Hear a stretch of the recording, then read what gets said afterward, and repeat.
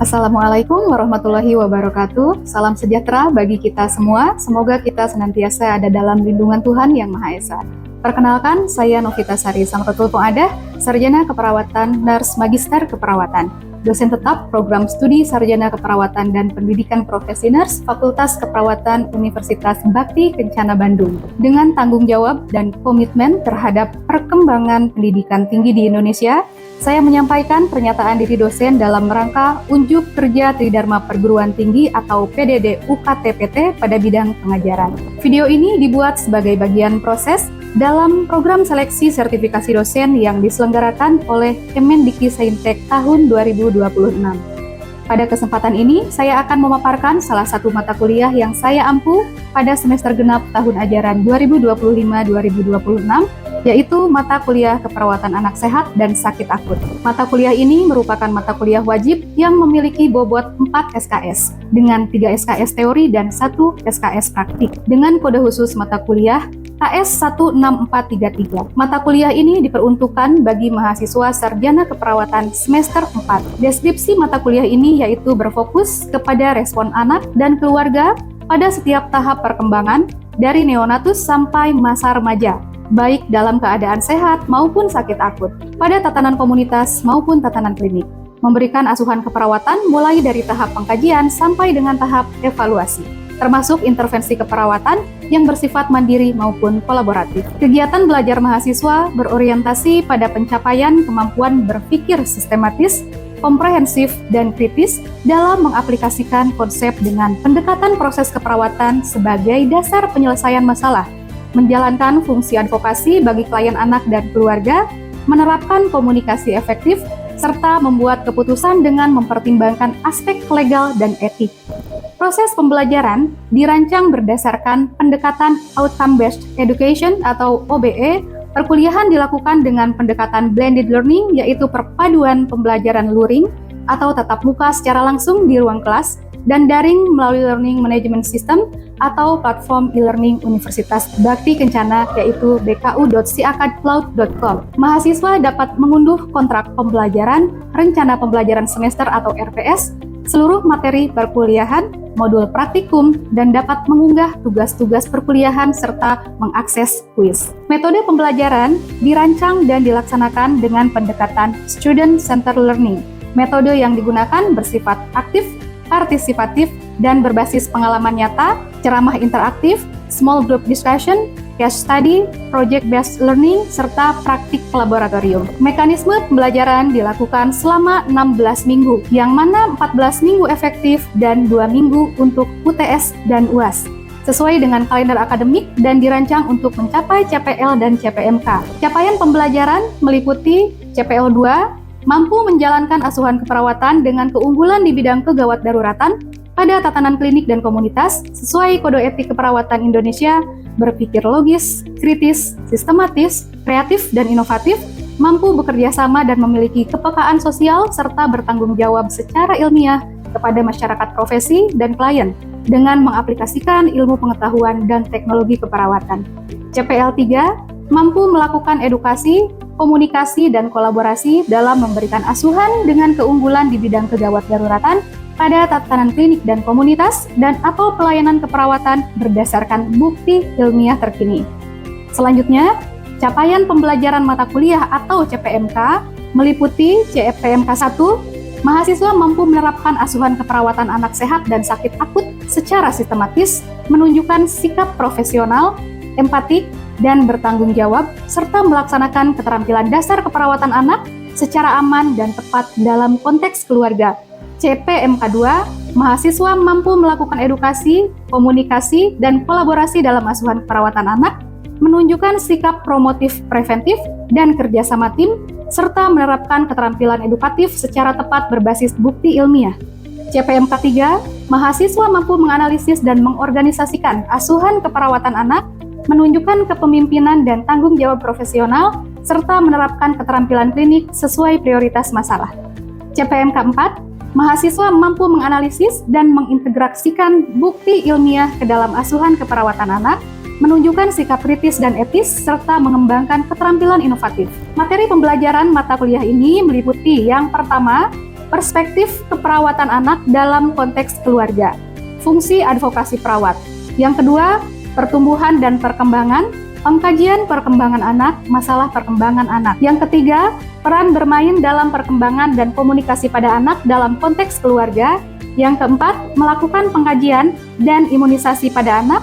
Yang kelima, konsep MTBS, melakukan asuhan pada bayi muda sakit dengan pendekatan MTBS atau MTBM dan pengkajian MTBS atau MTBM. Yang keenam, konsep nutrisi pada anak, patofisiologi, farmakologi, dan asuhan keperawatan pada anak dengan gangguan nutrisi dan dampaknya terhadap pemenuhan kebutuhan dasar manusia dalam konteks keluarga.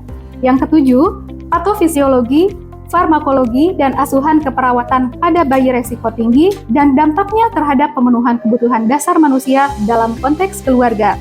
Yang kedelapan, patofisiologi, farmakologi, dan asuhan keperawatan pada anak dengan gangguan sistem tubuh dan dampaknya terhadap pemenuhan kebutuhan dasar manusia, sistem respirasi, sistem digestif, sistem neurologi, sistem integumen, sistem hematologi, dan imunologi.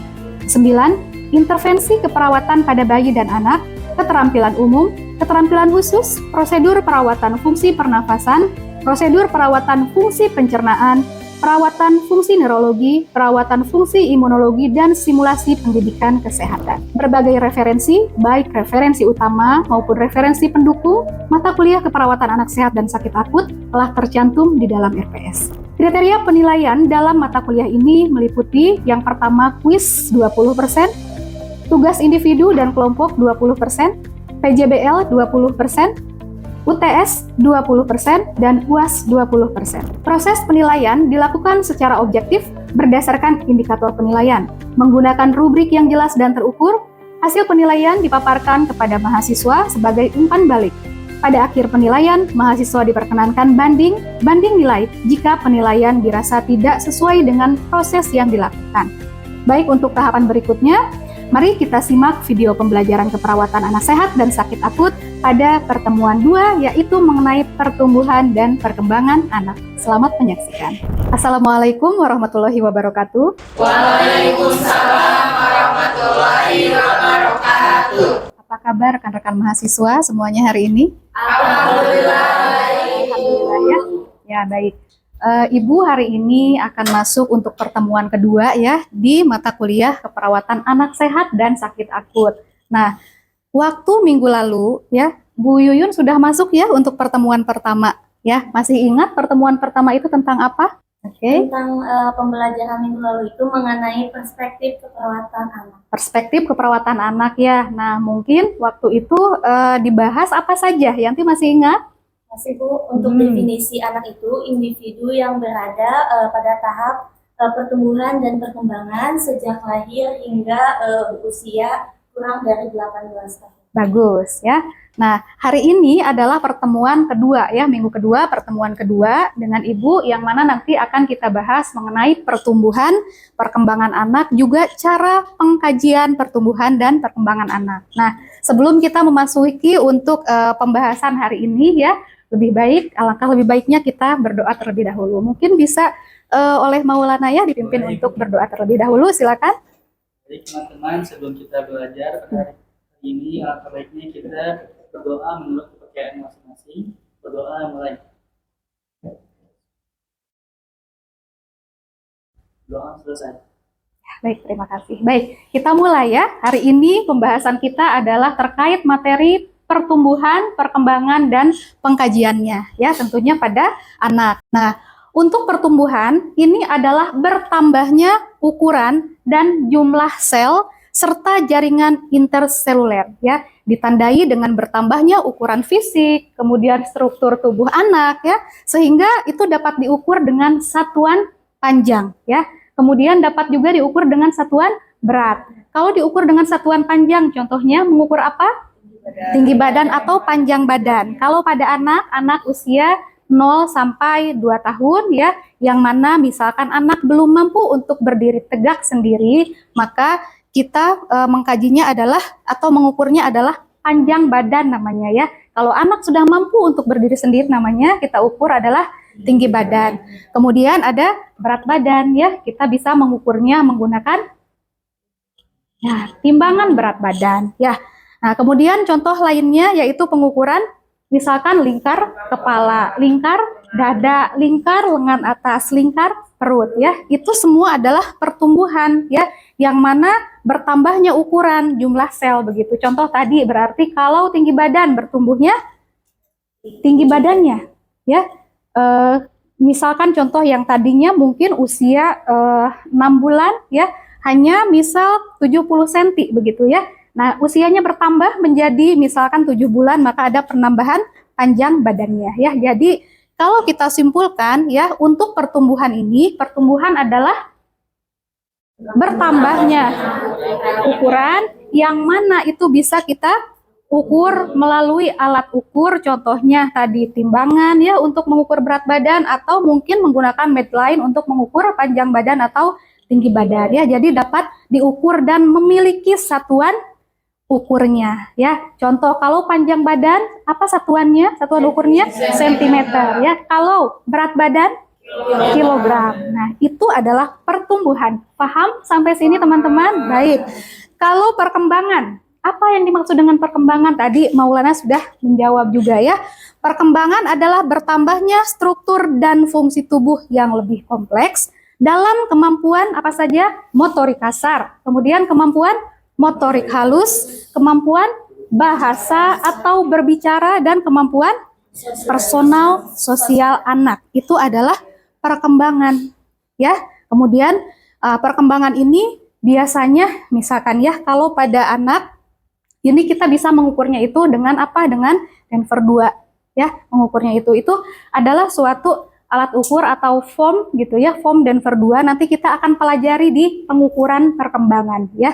Nah, jadi berbeda ya antara pertumbuhan dengan perkembangan. Nah, kalau pertumbuhan dia ada satuan ukurnya, bisa diukur dengan bertambahnya panjang badan ya, tinggi badan, berat badan. Kalau perkembangan adalah lebih bertambahnya ke struktur dan fungsinya. Contoh, ketika anak usia 1 tahun misalkan ya, dia berat badan, tinggi badan sudah bertambah. Nah, kemudian anak tersebut juga berkembang dari tadinya belum mampu misalkan duduk. Nah, dia menjadi mampu untuk duduk. Begitu ya, itu adalah ke perkembangan. Kalau misalkan anak tadi dia mampu terlentang ya terlebih dahulu, kemudian bisa duduk. Nah, itu berarti perkembangan, maksudnya ke perkembangan apa?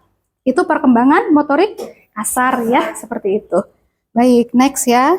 Ini contoh perkembangan ya, perkembangan misalkan anak dari mulai dia bisa merangkak ya, kemudian dengan bertambahnya usia dia menjadi bisa berdiri ya. Setelah berdiri dengan bertambah lagi usianya, dia akan mampu untuk berlari sendiri ya. Kemudian sampai ke usia lebih besar lagi, anak sudah mampu berjalan sendiri dan lain sebagainya. Seperti itu ya.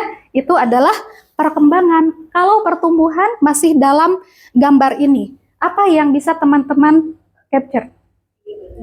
Nah ya, yang awalnya mungkin ini hanya kurang lebih misalkan panjang badannya 80 cm ya.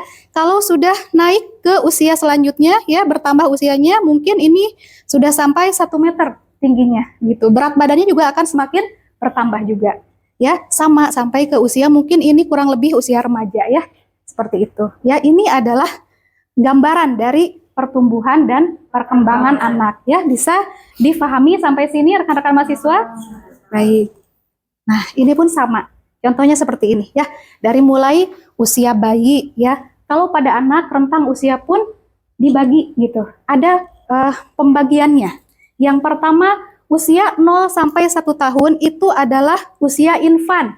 Usia infan ini dibagi juga ya. 0 sampai 28 harinya adalah disebut neonatus.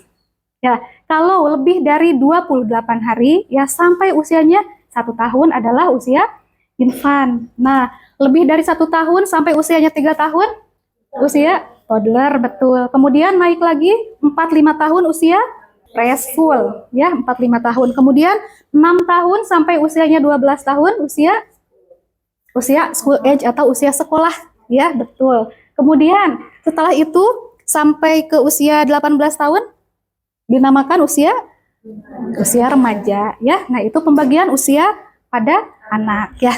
Baik. Nah, untuk tumbuh kembang itu ada ciri-cirinya. Ya. Ciri tumbuh kembang. Nah, ini perkembangan itu menimbulkan perubahan.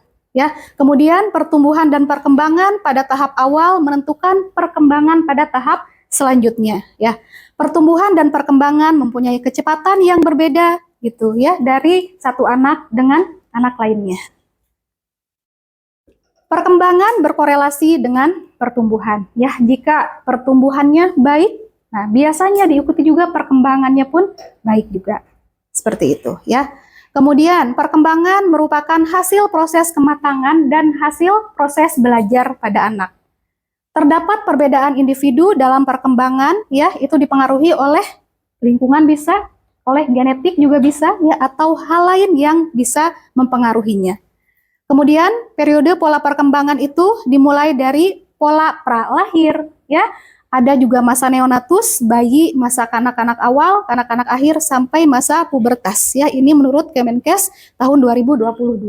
Nah, kemudian pola tumbuh kembang. Untuk pola tumbuh kembang ini, ya, perkembangan mempunyai polanya tetap, yaitu ada pola sefalokaudal dan pola proximodistal. Ya, perkembangan ini selalu seperti ini untuk pola perkembangannya. Ya, pola sefalokaudal berarti perkembangan itu terjadi ya terlebih dahulu adalah pada area kepala dan nantinya berkembang ya hingga kemudian menuju ke arah kaudal atau ke anggota-anggota tubuh lainnya. Ya. Kemudian pola proximodistal. Perkembangan ini terjadi lebih dahulu pada daerah proksimal ya, gerakan kasar ya, kemudian berkembang ke bagian distal seperti contohnya ke area nih ya, pada ekstremitas itu ada jari-jari seperti itu. Kalau tadi misalkan yang bagian gerakan kasar ya itu area tangan, misalkan bisa menggerakkan tangan untuk mungkin melempar bola. Nah, kalau bagian distalnya untuk pergerakan jari-jari itu ke motorik halus ya, anak akan nantinya mampu untuk menulis begitu ya, untuk mewarnai ya, memegang benda-benda kecil begitu. Jadi ini proximodistal dia berkembangnya yang area mana dulu? Nah, proksimal dulu begitu ya, nanti baru ke bagian distalnya. Jadi anak kan mungkin baru bisa misalkan menggerakkan tangan lebih awal begitu ya daripada untuk menggerakkan atau mungkin menulis contohnya ya. Nah, jadi lebih mudah anak itu untuk bisa berkembangnya dalam perkembangan motorik kasar dan nantinya akan diikuti oleh perkembangan motorik halus begitu ya. Nah, itu adalah pola tumbuh kembang pada anak. Kemudian prinsip tumbuh kembang ya. Perkembangan merupakan hasil proses kematangan dan belajar ya. Kematangan ini merupakan proses intrinsik yang terjadi dengan sendirinya sesuai dengan potensi yang ada pada anak. Kemudian pola perkembangan dapat diprediksi.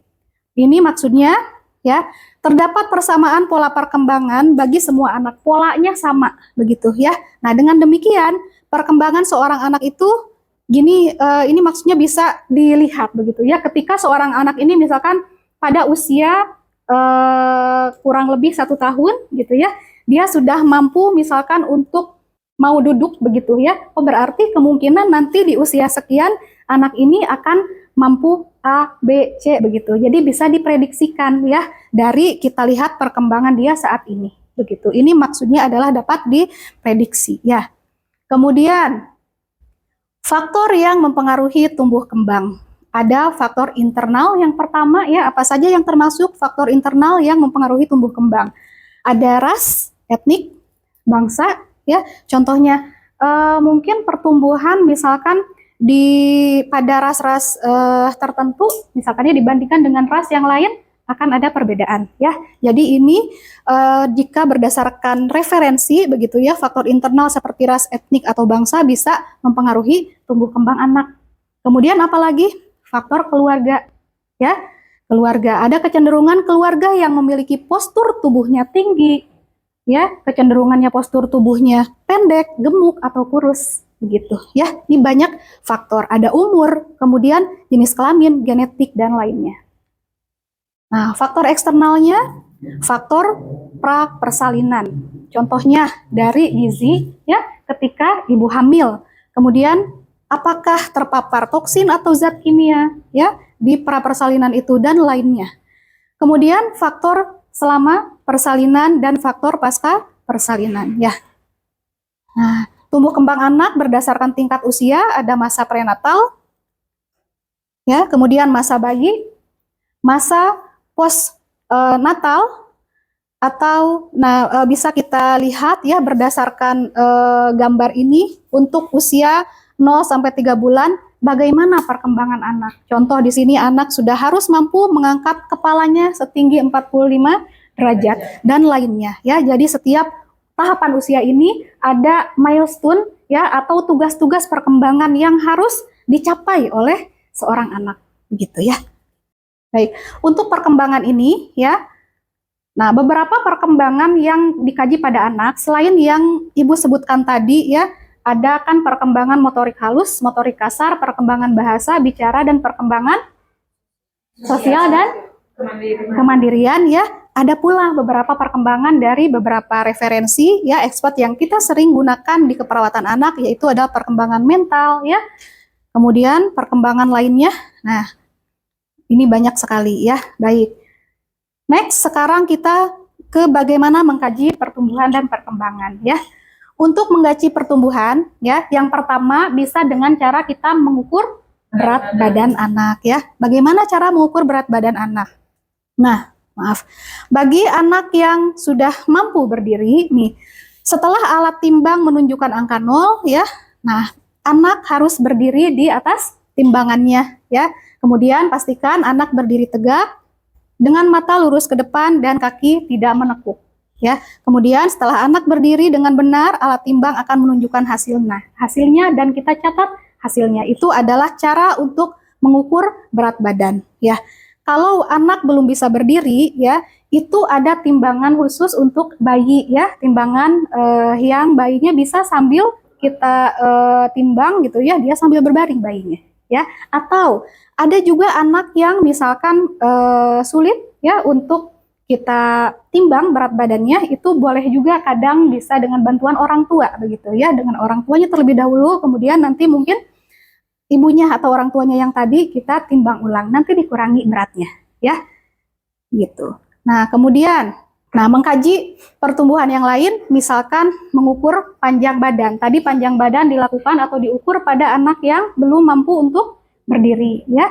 Seperti ini cara mengukurnya ya. Bendanya atau alatnya yang kita ukur untuk digunakan mengukur bayi adalah midline ya. Letakkan alat pengukur pada permukaan keras seperti tempat tidur atau meja panjang ya. Baringkan anak dengan satu memegang punggungnya dan tangan lainnya memegang bagian bawahnya. Kemudian perlahan turunkan anak ya di atas alat pengukur. Minta ibu untuk menghadap alat pengukur agar anak lebih tenang. Tempelkan kepala anak ke papan ukur ya, yang ujung paling atas. Kemudian geserkan alat ukur ke arah kepala dengan tangan kanan dan catat hasilnya. Ini alat ukurnya. Nah, yang seperti ini maksudnya yang ibu jelaskan barusan ya. Ini alat ukur untuk mengkaji panjang anak. Kalau untuk mengkaji tinggi badan anak, nah bisa menggunakan mikrotois misalkan ya. Ini alatnya seperti ini. Oke. Nah, selain mengkaji tadi pertumbuhan menggunakan panjang badan, berat badan ya, kita juga bisa mengkaji pertumbuhan melalui lingkar kepala anak. Kemudian lingkar lengan atas ya. Sekarang mengkaji perkembangan. Itu tadi pertumbuhan ya. Untuk perkembangan bisa menggunakan apa kira-kira alatnya?